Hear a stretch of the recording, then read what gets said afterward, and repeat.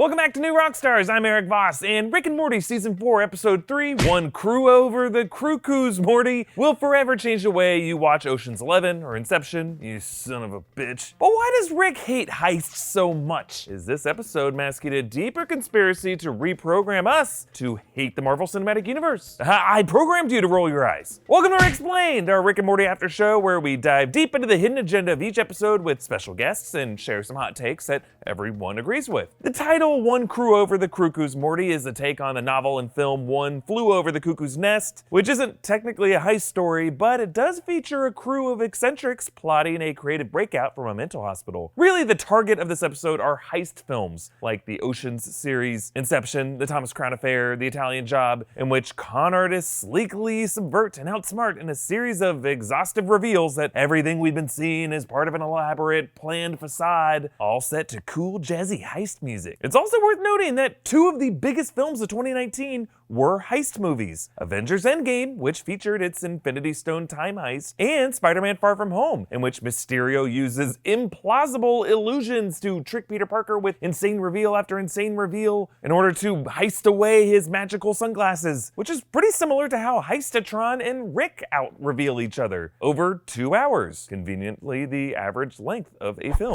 Well, not Endgame, that was Infinity Hours. Rick and Morty co-creator Dan Harmon hates heist stories. He dismisses them as hackery because they trick audiences into thinking they're seeing clever writing, but really they're just impossibly smart characters needlessly complicating a simple theft with layers upon layers of lies without any emotional growth. Yes, Rick's disdain for the heist genre is absolutely based on mine, yeah. I don't think you should make episodes based on your hatred of something.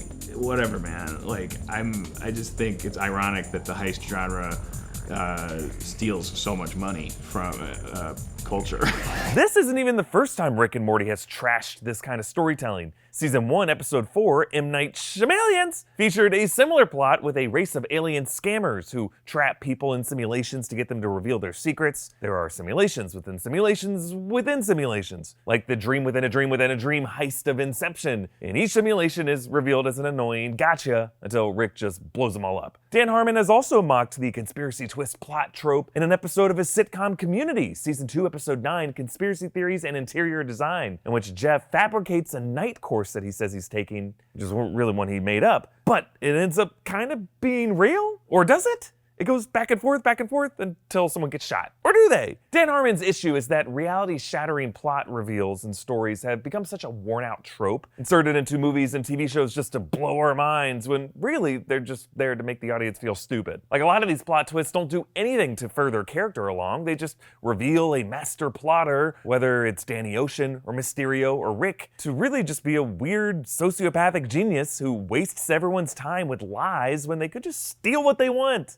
But by the end of this episode, we learn that there's a deeper agenda behind Rick's heisting, one that is purely selfish. He orchestrates all the twists and turns of this plot in order to make Morty just unenthusiastic about Morty's own heist movie script that he plans to pitch to Netflix. And he incepts that idea in Morty's mind so that Morty will give up on his own pitch, not pursue his Hollywood dreams, and stay with Rick so that Rick won't be alone. Because we know at the end of last episode, The Old Man in the Seat, that Rick's loneliness is a very big deal. This whole Netflix subplot almost certainly came from the writers on Harmon and Roiland's writing team. It's kind of an insider joke in the TV and film industry that Netflix is producing a ton of content and they'll greenlight literally anything. And likely many of the writers Harmon and Roiland have worked with have been offered similar Netflix deals. Actually, the writer of that Community conspiracy theory episode I mentioned, Chris McKenna, ended up leaving Harmon's team to pursue a very successful career as a Hollywood screenwriter. And what was his most recent success? Spider-Man Far From Home, a movie filled with the bonkers conspiracy heist twist that this episode mocks. Add that to the fact that Harmon's go-to Community directors were Joe and Anthony Russo, who went on to direct Winter Soldier, Civil War, Infinity War, and Endgame. So is it too much of an armchair reach to suggest that Harmon may feel left behind in a creative industry that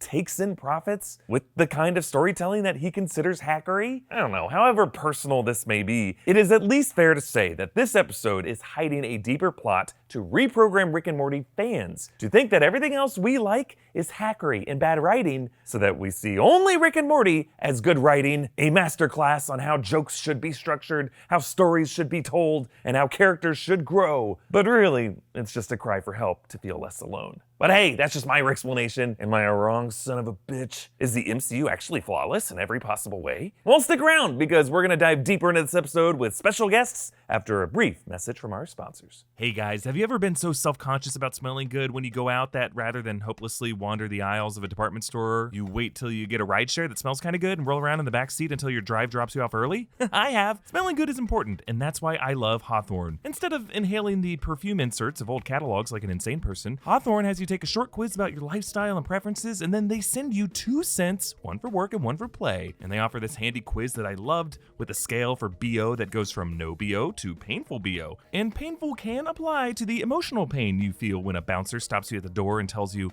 because of the way you smell, I no longer fear hell. They also have deodorant, shampoo, and body wash. The whole process is easy and convenient. Best of all, it's totally risk-free with free shipping and free returns. Check out Hawthorne at hawthorne.co. That's Hawthorne with an E, and use my promo code RICK to get 10% off your first purchase. That's HAWTHORNE.co. Use my code RICK to get 10% off your purchase. Hawthorne.co. Support for Ricksplained also comes from Manscaped, the best in men's below-the-belt grooming. Manscaped offers precision-engineered tools for your family jewels. It's time to gear up and get yourself the gift of shaving this holiday season. And I'm talking about the Manscaped Perfect Package 2.0. Holiday sweaters might be itchy and furry, but you don't need to be. That's why Manscaped has redesigned the electric trimmer. Their Lawnmower 2.0 has proprietary advanced skin-safe technology, so this trimmer won't nick or snag your nuts. It's also waterproof, so you can use it in the shower. Or hell, take it in the pool with you when you say Mili Kaliki Makai with Daddy Griswold in that new pool he built for you with the Jelly of the Month Club certificate. The Lawnmower 2.0 comes inside their Perfect Package 2.0, which makes the perfect gift this holiday season. It's literally everything you need to keep trimmed, cut-free, and smelling nice down there. The Manscaped Perfect Package 2.0 includes the Crop Preserver and the Crop Reviver to keep your balls from sweating, smelling, and sticking. And these products smell, in the words of Cousin Eddie,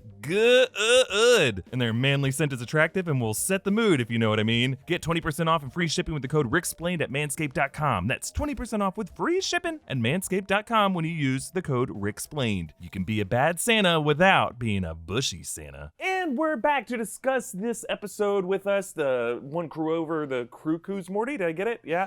Are some special guest friends to the show, comedian and host of the New Player Has Joined podcast here on our Starburns network, Jesse Neal. Thank you for coming to the show, Jesse. Thank you so much for having me. Absolutely. And as always, comedian, Rick and Morty superfan, and heister of my heart, Tommy Bechtold. They shaved me. They shaved me. They shaved my beard. It's gone. We got some complaints from advertisers. Big beard, just didn't want to have my face with a beard on it anymore. So it's over now. Well, earlier in this episode, which you guys weren't here for, I was by myself, so you have no idea what I talked about. I went into how it's not just about Rick's hatred of heist movies, which Dan Harmon has admitted he hates the heist genre and these tropes of reveals and twists and double crossings. It's also about the Marvel fan base, right? Because the past 2 Marvel films, the biggest movies of the year, Avengers Endgame, Spider-Man Far From Home, both heist stories that have these big twisty reveals. And we know Dan Harmon has this history with the MCU in his consultation with Doctor Strange, and he got a joke in this episode that is a direct reference to his experience on Doctor Strange. So like, do we think, what is his whole beef with the Marvel fan base and just fan bases in general? I mean, I think it's everything. Like I think it all annoys him. Yeah, I mean, I think that he is a person that feels personally offended by kind of patronizing storylines. Like it's like if you're doing something formulaic or if you're doing something that he perceives as lazy, it really bothers him on a visceral level. Yeah. And fortunately for him, he has a multi-million-dollar cartoon that he can use as an outlet to express that instead of, going to like a fan blog and posting. Yeah, he does that too. It is fun to just watch him shout from a rooftop. Yes. And he happens to have the loudest megaphone available. But I can't say, like, even at the times when I disagree with him, whenever he does this, I'm like, but you're so damn good at it. You're so damn funny that I have to be into it. It's so funny. That episode was one of the funnier episodes I think they've had. in a while, and that's saying something because they're all generally pretty funny. Yeah. But the jokes were just so smart in this. There's so many like twists, and they keep pulling out the rug from underneath us. Like, how far along did you guys get before you stopped even trying to follow the logic of the twists? Oh, yeah. I tried to last right up to the end of that back and forth. About 2/3 in, and I was like, I get it. I'm just along for the ride. Right. At some point, the joke becomes that we're making the joke, and I'm just like, hey man, you do you. I'm happy to watch. Every time that like techno music would hit, that would be like, now we're gonna explain how this all happened. I just start, A little help, some old friends. Yes. Oh my god. You son of a bitch. Just using that every time, and then the monotone, you son of a bitch, is like, yep, this is exactly how you make fun of this genre. Yeah. It reminded me a lot of the sequence in MacGruber, which is one of my favorite Oh comedy god, films. yeah. They had the same like predator hand clasp, but then they put the team together and immediately dies, and like they just did that on repeat. This whole my gosh. episode. Yes. I love it. It's interesting how this episode did have a lot of like inside baseball kind of jokes, like the whole idea of a Netflix deal. I wonder how many of Rick and Morty fans understand like the deeper truth of like. It's a very attainable goal. Very attainable So goal. good. They even had like the exterior shot of the sunset in Bronson Yeah, Studios. it Like looks that is exactly exactly like how it. it looks in Yeah. Hollywood. And at the beginning of the episode, the concept of getting a professional badge at a comic book convention, which is like, it's one of those things that in the industry, you're like, you crave the professional badge because it somehow makes you feel just a little bit better than the people who spent, a few $100s on the badge. Yet you're all doing the same thing. You're going into the convention hall to buy toys meant for children for hundreds of dollars, whether it says professional or amateur or toy enthusiast or pervert. It does not matter. Rick's pride that he will not pay for a badge. He's so insulted that Morty would even suggest it. You have to heist your way in there. Right. It honestly is like, I mean, we've been to cons before. I've gone to VidCon and LA Comic Con, and like, the first year I went to VidCon, we had just broken like 1 million subscribers here, so I started to have like an ego. And the fact that like VidCon, they didn't give a shit about new Rockstars at that time. I had to walk around with just like the red badge and just walk around VidCon and having people look at me and be like, oh, he doesn't have the yellow badge. Oh, you're a fan. Oh, you're just one of us. You're not important. Are conventions just the smartest and most expensive way to form in-group, out-group that we've ever come up with? Oh, yes. Okay, cool. Yes. They're complete. It's a giant cafeteria in a middle school. Yeah. Right. And you can't sit with us. It's the funniest thing to have the badge and be like, I made it, and then show up at the same bar with the people who don't have the badge and be like, hello, I will pay the same price for that beer now. I will also pay $14 for a exactly. Ghostbusters themed cocktail with no alcohol in it. That sounds great because I'm a professional. So by like dissing what they perceived to be inferior storytelling styles, it reminded me also of that South Park episode that went after Family Guy. Right. Because they're going after other fan things that normally people are kind of okay with or they like. Like, I think it's okay to like the MCU and heist movies. Well, we were talking about this before. It's like, despite these scathing and I believe correct indictments on this genre, I still love those movies. Yeah. Like, I'm still a big fan of heist movies. They're fun. Whether or not they're enlightening in any way is kind of irrelevant for me. I'm not watching them to really learn about the art of heisting. No, one of the greatest shames of my life was watching the entirety of Now You See Me and going, that was okay. Yes.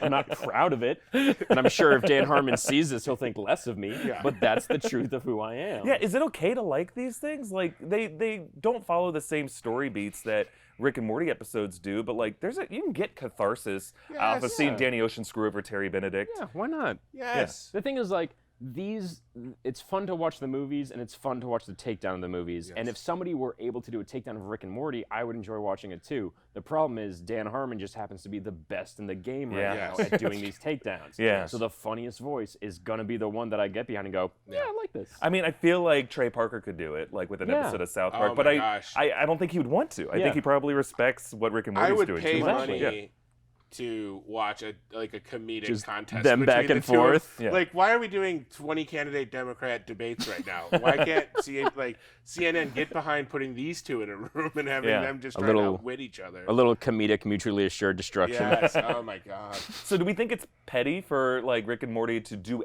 to give whole episodes like this, or should TV shows be doing this more? Well, Rick is the pettiest character on television. Yeah, that's true. There's that. It's completely honest. Yeah.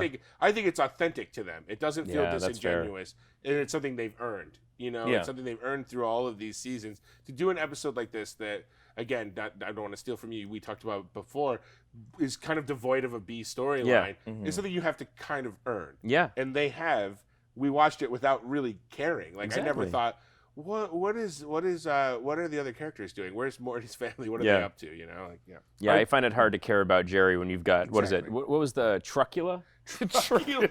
Just a monster truck. Didn't even talk. Didn't even talk. Ventriloquiver. Yeah. You son of a bitch.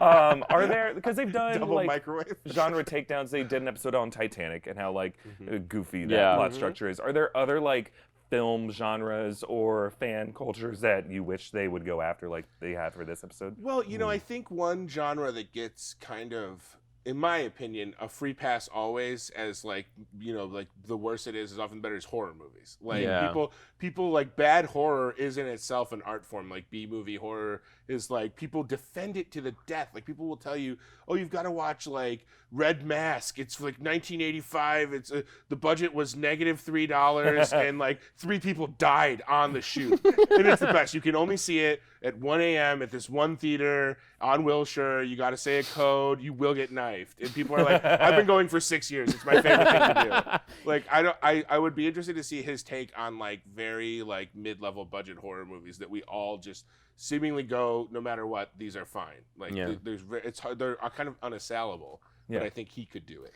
I like the I would say I'd like to see them do a takedown of just multicam sitcoms, almost the way that It's Always Sunny did. Oh, yeah. But like in the transdimensional cable episode, I feel like I got little pieces of that here and there, and they got a lot of different TV genres in. Sure. So like, listen, if you do it intelligently and if you have a good point, even if it's not like this, you should stop watching this. I'm like, yeah, do it. It's great. It's fun. I just realized the Always Sunny guys could be like the Alan Yang of the debate. Like they could come in as kind of like the Andrew Yang? Andrew Yang, yeah, sorry.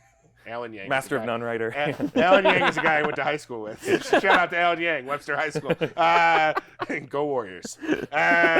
But yeah, Andrew Yang, they could be like the Andrew Yang character or Andrew Yang candidate. Like they could just come in and just throw out crazy ideas. And stuff. But only speak for like a minute of it. And not get a lot of time. So let's talk about like what's coming next. The post-credits scene of this episode was like seeing dark storm clouds on the horizon. Had fun, like Mr. Poopy Butthole reflecting on like the layers Rick must have gone to stage this whole heist. Do we think that like they say it might be a twister? It's like probably might be another twist episode. Like the next episode titles are Claw and Hoarder Special Rickdoms Morty, and that's in 2 weeks. They might come in an episode next week, followed by the season 4 mid-season premiere or finale, Rattlestar Ricklactica. So which episode do you think this might be foreshadowing, and what do you think it is? What's the darkness on the horizon? Man, I don't. Before I even touch on that, great job that they ruined Mr. Poopy Butthole's life for a second time. Just accidentally like, here's your existence. We're gonna shoot that to the side. It's his job. Whenever I can never. This is one of the few shows where it's like I rarely see the twist when it's coming, and I'm delighted whenever it shows up. So like, I don't know if there's a Battlestar Galactica episode on the, in the horizon. I hope it's for that. I hope it all builds to that because there's so much to love about Battlestar Galactica, and there's so much to hate about Battlestar Galactica. Yeah. So if they're gonna, keep taking shit that down. Finale, beloved finale. Oh, great! Yeah. This is a Planet of the Apes twist, right? Oh, this is God. Planet. Yeah. Never seen it before. Yeah. The more they can put off to that last episode if it's all building to something. I trust them. I love it. I hope it all falls down hilariously. Yeah. That's all. Well, I hope so too. Well, thank you guys so much again for joining us on this episode of Ricksplained. Again, special thanks to comedian and host of the podcast, New Player has joined, Jesse Neal. Thank you for having me. Amazing. And Tommy, thanks for shading. My apologies to Andrew Yang, Yang Gang. If you're gonna give that 1,000 out, don't skip my house, baby. Do you say that at the end of every episode? Because if you haven't, you need to start. I do. And a reminder, as always, to subscribe to our Ricksplained podcast feed to get audio versions of all this stuff earlier than the YouTube versions that will come out. And subscribe to us on all social media, YouTube, Twitter, Facebook. Yeah, we got everything for everything. You can follow me at EA Voss. And to close out this episode, let's throw to our favorite joke this episode. Your booze mean nothing. I've seen what makes you cheer.